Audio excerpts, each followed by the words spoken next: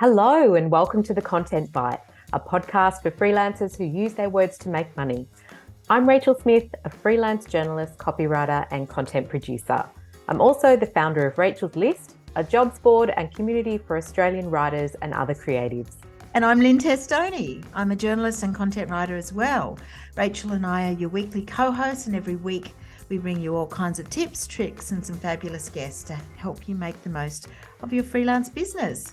So, Rach, I'm a firm believer in using your strengths. I started my business because I love words, and our sponsor, Rounded, helps me handle the numbers because it's an easy invoicing and accounting system. Yeah, I use it as well. You can make data-driven decisions about your rates, which clients to prioritise, and I love the gamification of it all. You love gamification. I do. I love how you can set what you want to earn that month and see it go up. It's great. Yeah. And I think it's really good because the rounded reports are great for creative professionals. And I think that I love the fact that my accountant can go in and have a look at my numbers before we have those conversations at the end of each quarter. I think that's really helpful. And don't forget, if you're a Rachel's List Gold member, you get 20% off the annual rounded subscription. And that is every year, not just as a one-off. And the details are in the show notes. Yep.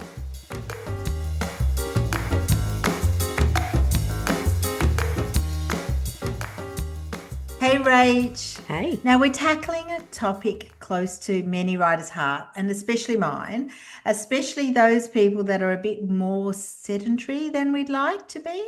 And that is not you. No, it's not me. Not I good. remain in awe. I remain in awe of your early morning Pilates sessions. How many do you do a week? 5. Oh my God. Plus, you also do multiple dog walks. Yeah, dog walks twice a day. Yeah.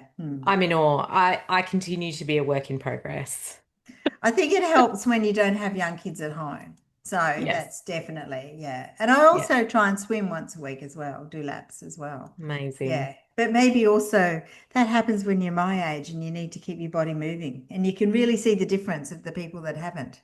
Yes, that's right. So I think we're going to have a real eye-opening chat with our guest today, Lucie Robazza, who knows quite a thing or two about building in some simple habits, exercise habits and lifestyle health habits that can fit into your real life. And I think it's a must for anyone who's desk-bound, really. It really is. I'm excited about this.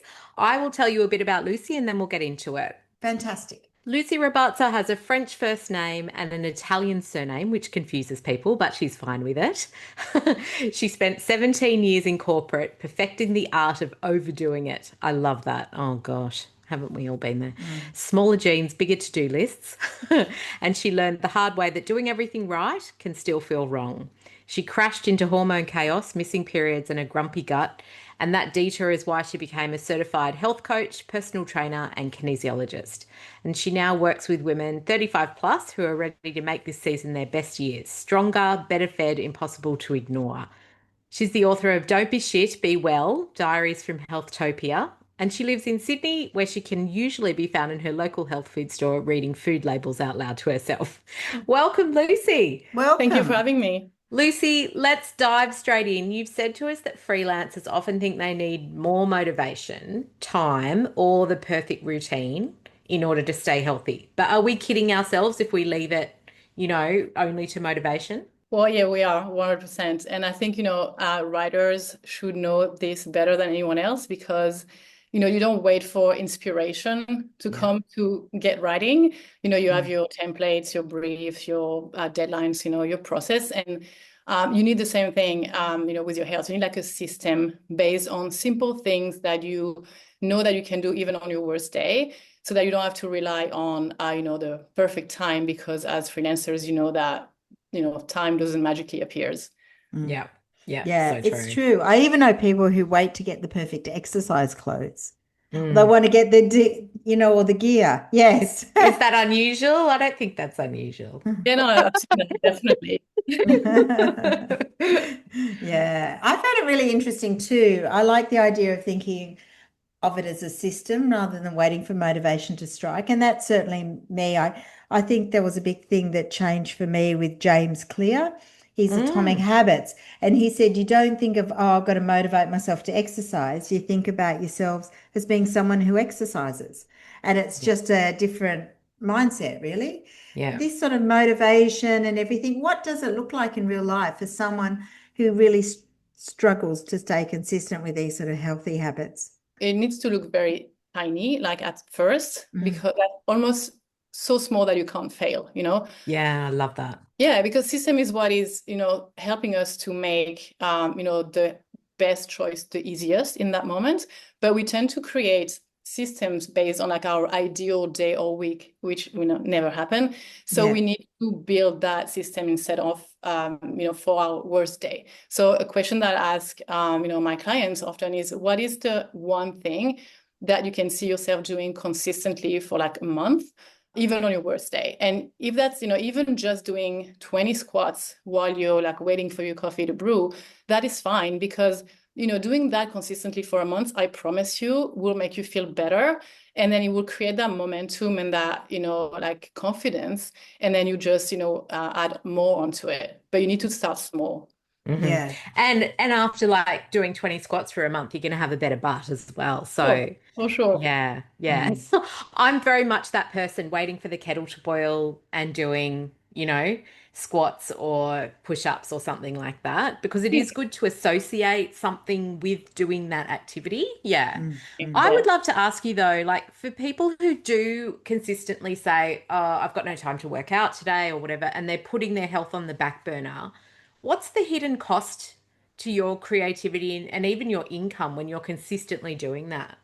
I don't even know if it's that hidden, because you can sort of sit on your P&L almost, like when you have that 3 p.m. slump and you can't focus and you're like spending an hour, staring at a blank page, that is, a direct cost to your business. And, Yeah. same thing if you have back pain and you can't sit in a chair for too long, so you can't, like something that would take you an hour to write becomes 3 hours, all of that impacts your creativity, your efficiency. And at the end of the day, you like your business from like a monetary point of view. So, I think we need to start seeing, health as like not a reward that we get to once we're successful and we have time for ourselves, but like something that like helps us get there, to become successful.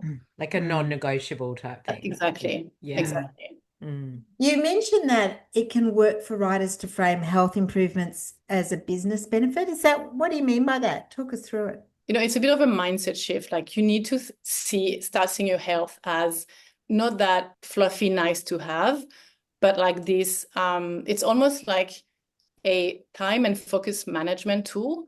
And it is, part of your core business skill. Like it's very important as a writer to be, energized and focused and all of that. So, when you start your day with a high protein breakfast, you're not on a diet. You're actually balancing your sugar levels so you can be, focused and sharp enough to finish your proposal, or if you start doing strength training, it's not vanity.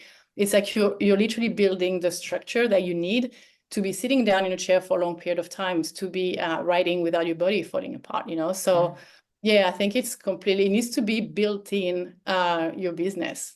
Makes sense. I totally agree with you. This is a mental shift that also comes a lot when you're older, where you stop seeing exercise and eating well as, I want to fit into that dress or I want to look a certain way. You do start to do it in the sense of, what you say, building your 80-year-old body with Right. today's actions. And I found that so interesting because I did an article once about ocean swimming, and I talked to a doctor and she said she used to swim with all these 70-year-olds in the water every morning. And then she also used to treat 70-year-olds in the hospital as part of her day job. And she said it was just nuts. They were streets apart in their health and how frail they were and all of that. And it blew her mind. And I always thought that would have been such a great campaign, like health campaign, for getting people to see, well, if you do something now, this is what you're building for your, when you're 80 and that sort of thing. Is that sort of what you need to be thinking about? Yeah, absolutely. And I'm so passionate about that. Like, I totally agree. It's like the body, like what your body is going to be in 20, 30, 40 years from now is the result of a choice made in the small changes that you have time for today. I know everyone say, I don't have time. Everyone is so busy. Absolutely. But, it's like when your laptop, when you get that pop-up saying that you need to update your operating system, you do it because you know that if you don't, it's going to crash in the worst time possible. And it's the same with your body. Like when you're hunching over for hours and not doing anything about it, you're literally programming your 80-year-old body with chronic back pain, and as a writer, your brain and the body containing it is your most important asset. So you want to be, making sure that it's working properly for you. Yeah. So interesting. Yeah. And I know what you're saying, Rachel, because my mum is in her late 80s, and the difference between her and her peers that she doesn't do a lot of exercise, but she does walk her little dog twice a day. And just that simple act of moving a little bit, she's streets ahead of, similar people her age. Yeah. It's great. You really start to notice, don't you, when you... Yeah, you do. Yeah. So, Lucie, I know you're big on micro habits, which I like because I think they seem quite achievable. How do they differ from typical habits, and are they easier to stick to? Yeah, so they are way easier to stick to because, usually your normal habits are stuff like, I'm going to work out 5 days a week, or I'm going to cut carbs, and by day 3, we all know like your brain is fried already from, 10 rounds of almonds or whatever. And it's like, yeah, I don't think so. So you just end up doing nothing. Whereas when, with micro habits, they are, again, like too small to fail almost. So it's not like I'm going to meditate for 20 minutes every day. It's just I'm going to take 3 deep breaths before I even open my inbox, and because they're so small, they sort of fly under your I don't have time, or I'm too tired radar, and you just end up doing them. And because you're successful at them, then it builds that confidence and momentum again, and then you can, they become automatic, and then you can, layer more on top as you go. Okay, well, I know that you're going to give something to our listeners at the end that's going to help them set up these micro habits. But let's dig into a couple of them, and we'll start with the first one, light. So why is it important, and what's a simple tweak that we could make that would change the whole trajectory of our morning? Well, light is like, super, like we need light to function as humans. We like anything else in nature. Like we pretty much like houseplants with, deadlines and a sweet tooth or whatever. So we need light. And when you start your day with like your mobile phone or your laptop, you're bathing your brain with blue light, which is the same thing as screaming in someone's ear, panic, stress, and it's not a great way to start your day. So what you want to do instead is, get into, like, you want to get your face in sunlight. So ideally you will go for a walk outside, but if you can't, even just sitting, on your balcony or next to an open window.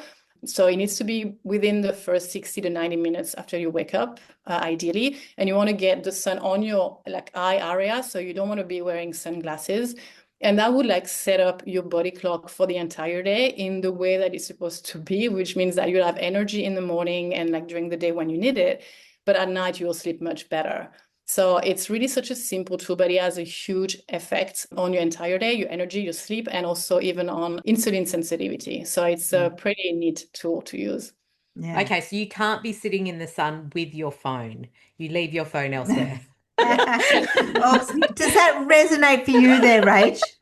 The first thing I do, I literally, my eyes are shut and I reach for my phone, which is on top of the bedboard every morning. Terrible. Okay, I'm gonna do that. I'm gonna do the light. The light thing. Well, that's part of my morning. It's not just Pilates, is that I walk to Pilates, which is, 10 But do you reach for your phone before Pilates? I do. I pick it up, but still I don't really do much. And then I'm out for, a little while. So yes. You can still, but try to just, fit that 10, 15 minutes with the sunlight. And if you're living in a country where it's, dark in the morning, you can get those light therapy lamps that are very expensive, and that's super helpful. Yes, that's true. And I know that a lot of riders feel sort of chronically tired and foggy. I mean, we hear about this a bit, and usually in the afternoon. And what sort of reasons are behind that crash, and how can we fix it in a healthy way, like not reaching for a biscuit tin? Yeah, which is the default way to fix it. So it's usually either one or a couple of the following things. So one thing is not enough sunlight exposure in the morning, so that impacts that as well, energy. The other thing is being dehydrated. So, if you're drinking lots of coffee or tea in the morning and, not enough water, then you're going to crash in the afternoon.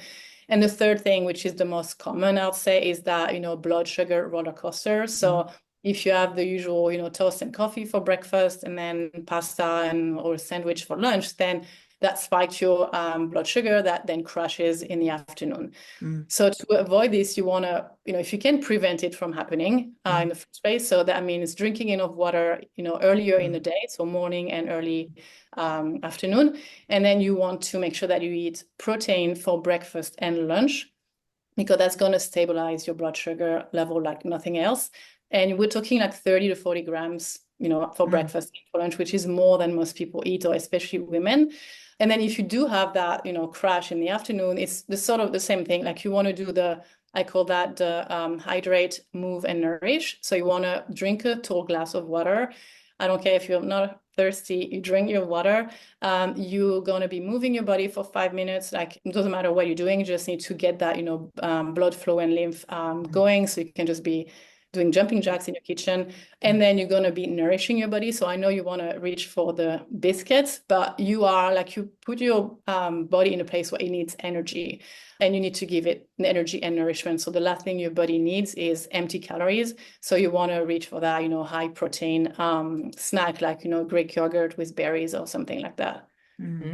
Interesting. Let's go back to what you were mentioning about protein, because this is huge for me. Like I'm perimenopausal and I know about the 30 grams every meal, which is kind of hard to hit. So talk to us about like 2 to 3 easy, realistic meals that you can pull together quickly as a writer, who wants to hit that protein goal every day. What are some ideas? So the first thing that you want to, need to become an automatism for you is, what I call the protein first mindset. So that means every time you sit down to eat, your first thought needs to be, where is my protein coming from? Because it's very often a second thought. Like I'm going to have the pasta, the sandwich, the salad, and then where's the protein? And sometimes there's none or very little. So that's the first, that's a big mind shift. It took me a long time. I'm not going to lie. I had a lot of resistance upping my protein intake. I thought I was fine, and it changed my life when I did. I'm not kidding, but it takes some time. So also don't think that you can jump from 70 grams of protein a day, which is what most women eat, to 120 overnight. It's going to feel overwhelming. Your gut might not be happy with it. Like take your time. So the first thing is breakfast. That's your biggest bang for your buck. Like if you start with a good high protein breakfast, you can do that for like a month and that's it, and change nothing else. You'll feel so much better. Yeah. So when, people eat eggs, usually they like eat 2 eggs. 2 eggs is only 12 grams of protein. So it is not enough. So you want to go for 3. Don't be scared of eggs. The idea that eggs are unhealthy and blah, blah, blah, cholesterol, that is been debunked. It's not true. So you can have, 3 eggs multiple times during the week. But what you can do is adding white eggs. So, they are sold in your supermarket in the fridge or freezer section. Some people don't even know that exists, and it's so handy because it's like pure protein. There's no fat, no carbs. So it's a very good way to add more protein onto your breakfast. If you do oats, just, put some Greek yogurt or add some good quality protein powder. That's also like for me, like I couldn't live without my protein powder. It just needs to be, good quality and not full of crap. And, for lunch and dinner, if you eat meat and fish, just, think about like a palm size, like palm of your hand size of, meat or fish. So it doesn't have to be complicated. And then if you're more like a vegan or whatever, you can do a tofu scramble. That's very quick. Or if you're going to eat, lentils or chickpeas, you want to add a grain next to it, because that will make the amino acid profile of the protein more complete. So it's a better protein. And then in terms of snack, which is very often, tricky, you want to go for the, cottage cheese, which is very high in protein, and you can make, savory or sweet. So it's very versatile. Greek yogurt, jerky, and biltong, like you can find a lot of that now in supermarket. That's very handy, delicious, and full of protein. That would be my, go-to. Yeah. Oh, that's Interesting about the 3 eggs. I reckon I could only do 3 eggs if I was doing scrambled eggs or something. Yeah. Yeah. But a frittata or omelette. Yeah, Yeah, exactly. yeah, that's right. That would Also, you be, don't see like it if like it looks smaller, but you eat them, you know? Yes, yeah, yes. yeah. Yeah.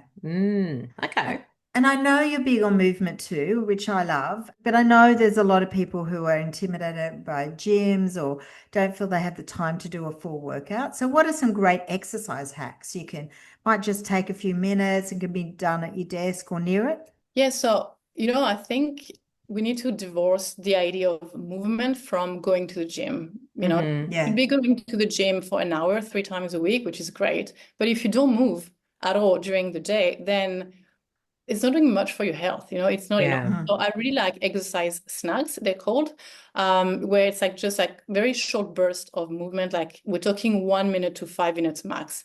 And you mm, Hmm. do them, a few times during the day. And it's actually been studied and proven that it does increase your fitness, Mm. improve your insulin sensitivity, and it reduces, mortality from all causes.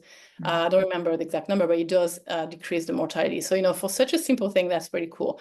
So that's just, getting moving. So for example, again, those squats that we mentioned where, or, while your coffee is brewing or whatever, or, if you are downloading or uploading a very heavy document, it's taking time, you're just going to do, 10 desk push-ups, for example.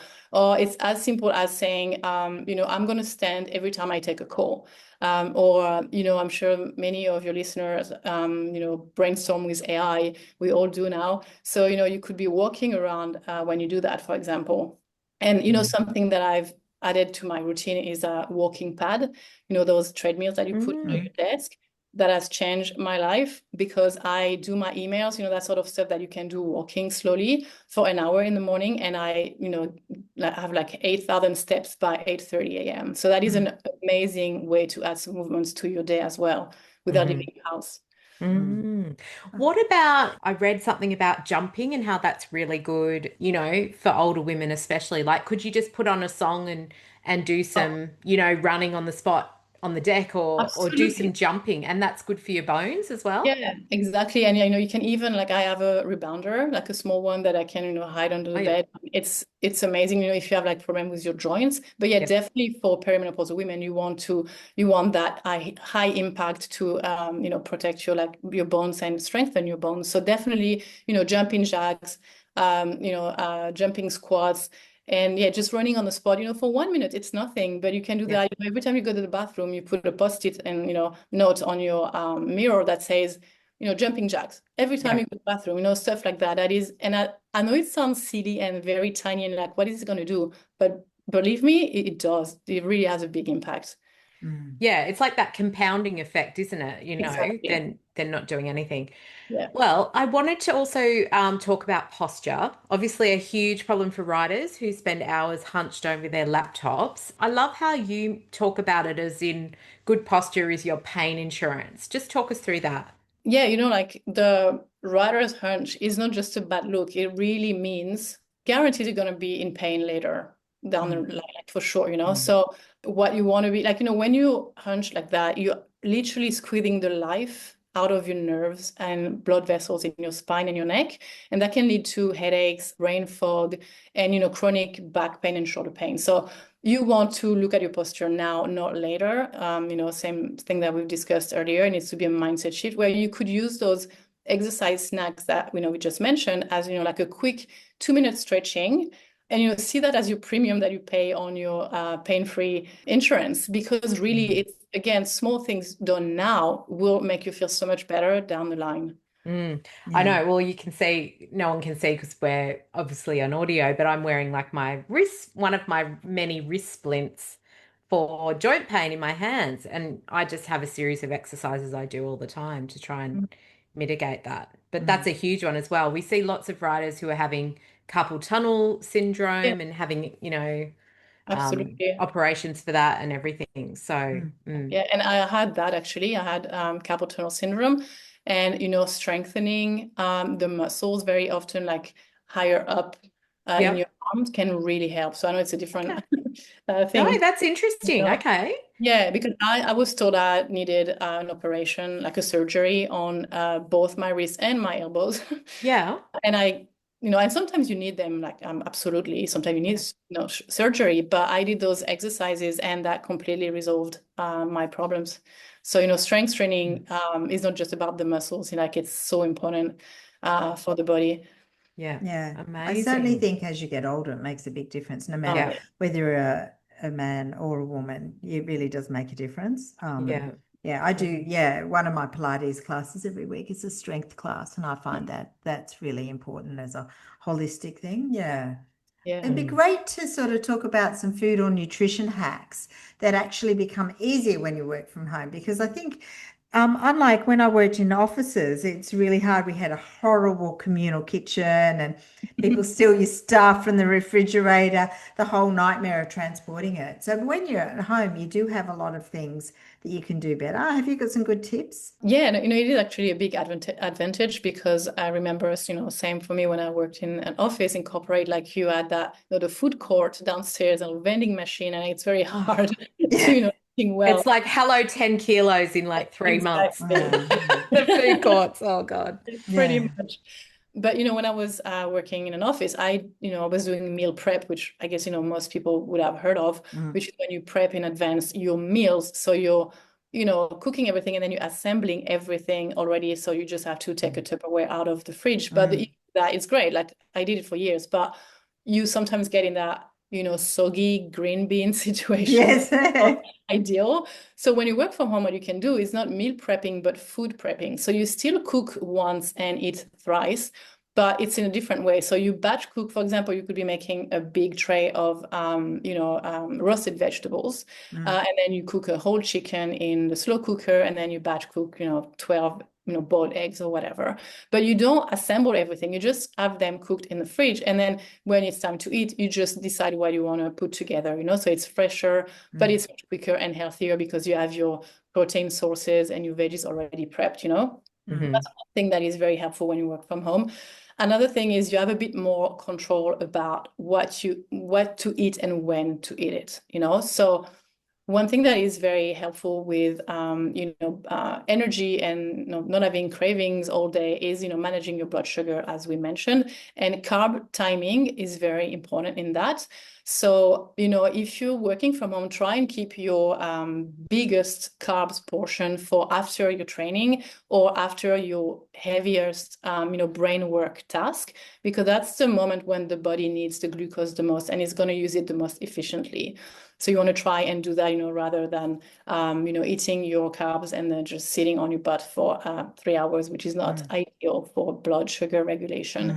And then one other thing you can do with that is some people do really well with eating a small portion of carbs at night for dinner. So for example, sweet potatoes, because they will calm down your cortisol and it will help you to sleep through the night. So I know for myself, it works very well.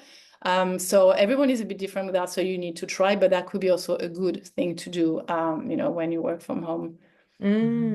I love all those suggestions. One thing that I wanted to add, which I found really helps when you're meal prepping, is making the dressings ahead of time as well. Yeah. That's the biggest thing, isn't it? So annoying having to measure out all the ingredients, like when you want to pull like a lunchtime salad together. And if you've got the dressing, it's Yeah. 2 minutes to do Yeah, that. Yeah. exactly. Absolutely. Yeah. Also, talk us through your emergency desk drawer kit. That sounded good. I Yeah. love that idea. Does it include biscuits? No.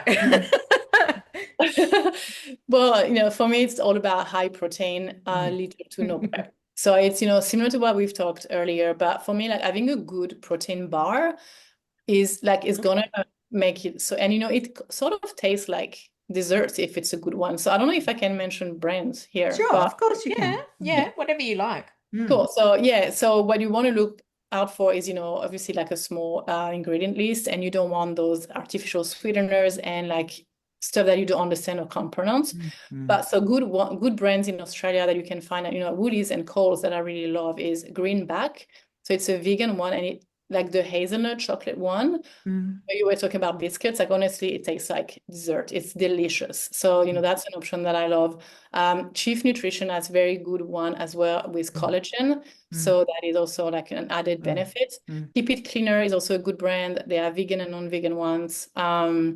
and Raw as well is a good brand. And then, I love a good Greek yogurt with protein powder. So again, same thing, you want a clean one. Chief Nutrition makes good one, and Botanica Blends is an Australian brand, Botanica with a K, which is amazing. It's vegan and so clean, and it tastes delicious. And if you put your protein powder in your yogurt, and you mix it, it tastes like dessert, honestly. So that is my go-to. But as I mentioned, also, cottage cheese is a good option, and jerky. I'm going through a lot of that as well. Chief Nutrition has it. It sounds like I work for them, but I don't. They have these jerky bars as well. So it's like a protein bar, but savory. So yeah, those options are, super high protein and clean and very no prep. So yeah, that's what's in my drawer. Fantastic. What about nuts and things like that? Or do you think that you can just eat too many? Yeah, well, personally, I can't stop myself. But Yeah. also nuts, don't know why this idea started going around that nuts are high in protein. They are not. Yeah. Nuts are fat. There's a tiny bit of protein, but it's mainly fat, which is not bad. It's good. You need it for sure. And if you can have just a small handful, good for you. I can't. So I avoid that. I have nuts only when, if I eat a piece of fruit, because it's like it's great, it's sugar, like it's good sugar, but it's still gonna impact your blood sugar level. I try to add a little bit of fat next to it to slow down the speed at which the glucose is gonna hit my bloodstream. So I add a few almonds next to a piece of fruit. That's the only time I have nuts, and then I just hide them away because you can really quickly overeat, and they are very high in calories. So yeah, that's why I tend not to eat them, but they're super healthy, just if you have, if you can control yourself. Yeah. Okay. Well, this is a great question. I've been dying to ask you this question because I am a big tea drinker. I don't drink coffee, but I do drink tea throughout the day. And I'm always trying to kind of pare it back and switch to water instead because I'm conscious that, I'm putting milk in every time, and I do have low fat milk because I have to have that. But do you have any hacks for, There just are a doing lot tea of twice writers a day? that survive on Yeah. coffee as well. Yeah. But I know writers that drink 10 cups of tea a day. I'm not that bad. But yeah, I Yeah. still drink a lot. Well, I'm a bit of a coffee addict myself, so I'm not Yeah. going to take your coffee or tea away. But yeah, we need to be a bit careful, and especially with coffee, tea to a lesser degree because the caffeine is less, but there still is. It can be used as a tool or a crutch, and many writers use that as a crutch to, mask the exhaustion that they have, And the problem with coffee and tea, but mainly coffee because stronger, coffee has a half-life of 5 to 7 hours, which means that if you drink coffee at 3 p.m. as a, little pick-me-up, it will still be in your system. Like half of it will still be in your system by 10 p.m. So it's going to wreck your sleep, and you're going to be tired the next day, and you're going to need more coffee. So something you can do to help, and same with black tea. Green tea is not as bad, but coffee, black tea, you want to wait 60 to 90 minutes after you wake up before you drink your first cup. Because your cortisol is very high when you wake up already, which is normal. It's the way for your body to wake you up. But if you add caffeine on top of it, then it makes it worse. Like it keeps it high. So you want to wait a bit, and then during that time you want to be drinking water, and you want to be eating something because you never want to have caffeine on an empty stomach. That's a recipe for disaster. Yeah. I mean, if you put like the bulletproof coffee, like I don't know if you've heard of that, but if you put it's this coffee where you put MCT oil, which is a coconut oil, type of coconut oil in there. Like it helps it slows down that caffeine heat. So, when you put your milk, it does that to a degree, but I will still wait for at least an hour, drink water and eat first. And then that means for most people, you should really be drinking your caffeine between 10 a.m. and 2 p.m. at the latest. Because you want 8 to 10 hours, you want to stop 8 to 10 hours before you go to bed. So again, tea is a bit better. Green tea, even it's even less caffeine. But and also every cup that you drink, make sure you drink a cup of water next to it, because tea and coffee are very, very dehydrating. And then to drink more water, the easiest that I found is to get a pretty 1 liter water bottle and put it next to your bed. So it's the first thing that you see, the first thing that you do in the morning before your coffee or tea, and then you fill it up again, and you park it on your desk so you see it all day. and you know, aim to drink 2 of those before the end of the day. Wow. Yeah. Okay. Oh, look it. See, I've got mine. Oh, Oh, Yeah. beautiful. Yeah. I do exactly that. Yeah, Yeah. it really Mm. helps. Yeah. And you know, you can try and do some swaps, like instead of coffee, you can try matcha tea, which I know is an Mm. acquired taste, but you know, or instead of the black tea in the Mm. afternoon, try to switch to green tea, you know, that sort of thing. So Mm. you just lower that caffeine Yeah. intake. Mm. okay. Yeah. All right, cool. Oh, fantastic. So it's so interesting. So tell us a little bit about your business and what you do to help women become healthier. How does the Strengthsia program work? So you know, as you mentioned when you read my bio, I had my fair share of health issues, like especially Mm. hormonal issues from Mm. undereating and over Mm. exercising, all of that.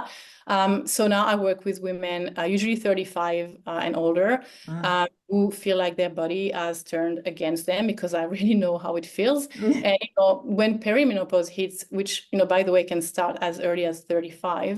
Mm. Um, Rules completely change on us. And because Mm. no one warned us about this, no one Mm. explained anything about what's Mm. happening, it can be a very stressful, frustrating, and confusing time for Mm. women because your body changes overnight almost. And, you know, Mm. what used to work doesn't work anymore. So, and when Mm. you go to the doctor, Amen.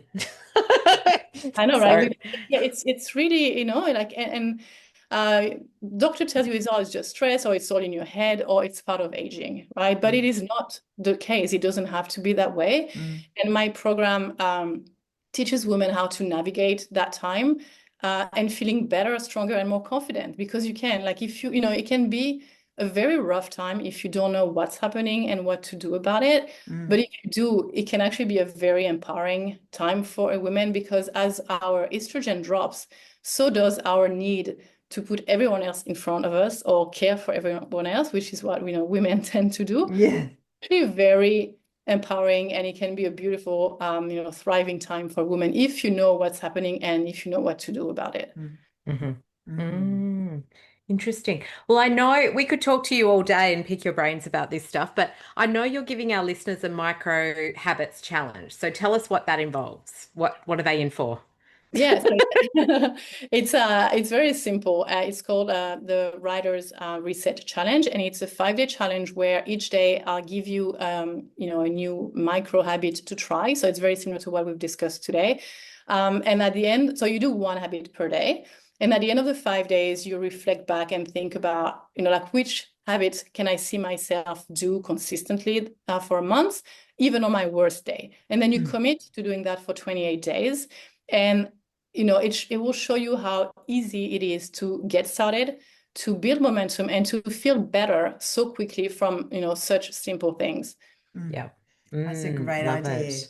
We'll put that in the show notes. Yes, we will. We'll put a link to that in the show notes. So, one of the things we always ask all our guests is about their favorite apps and tech tools and stuff like that. Do you have any recommendations for some healthy apps that can help reinforce these micro habits, you know, like reminders or streaks or whatever? Are there some you'd be lost without? So I'm gonna be very boring, but my favorite health app is the one that is open on your laptop all the time, which is your calendar. Mm. Um, because you know, I know I'm the same. I like a new shiny app or gadget, but to be honest, like the best habit is the one that you're doing, right? And Mm. the best thing that I found for this to happen is to put in your calendar, like to Mm. schedule it Yeah. like a meeting, like you'll do, you know, like a client meeting, because it is as important. So, you know, you mentioned James Clear earlier, and, you know, Mm. something that he talks about is habit stacking. So, you know, you could, every time you have a client meeting in your calendar, you could add next, like right after, you know, to do an exercise snack, for example. So that could Mm. be something you do, or you could just, you know, put drink water like 3 times a day, like as a reminder. Mm. So I know, you know, like the Writer's Reset Challenge includes a printable tracker because I know how satisfying it is to, you know, tick boxes. Yes. But, you know, you don't have to overcomplicate it. Like your calendar and your water bottle on your desk will beat any app that you know, don't open every day. Yeah. hmm Yeah. Getting away from that phone addiction. Yeah. which is a whole other episode. Yes. Yeah. Oh my goodness, Lucy, this has been amazing. Thank you so much for giving us great tips as writers to be healthier. I think it's going to be really useful to a lot of our listeners. And so achievable too. So achievable. Really good. I don't feel like overwhelmed or like, oh God, what to, yeah, Yeah. it's really great how you've given kind of unpacked it for us. So tell us where our audience can find you. You can, visit my website, which is strengthsia.com. Or, the best way to get in touch with me, I guess, is on Instagram, where I hang out pretty much every day. So it's at lucie.robazza. Okay, great. We'll pop all that into the show notes. We will. And we'll also put a link to Lucie's challenge, which is great and quite inspiring. So thank you so much, Lucie, for being our guest this week. It's really lovely to have you on, and I think it will inspire people without intimidating them. So I think that's great. So that brings us to the end of the show. Thanks to everyone who's listening, and don't forget to leave a rating and review where you find your podcasts, and take a look for the show notes. Yeah. And thanks. We'll be back again next week, Rach. See you, everybody. Bye. Okay. Bye. Thanks again to our wonderful sponsors, Rounded, easy accounting and invoicing software that helps freelancers run their business with confidence. And don't forget, if you're a gold member of Rachel's List, you can check your welcome emails for an exclusive discount code on the annual subscription rate. You can also find it in the private Facebook Gold group, or just contact us at hello@rachelslist.com.au.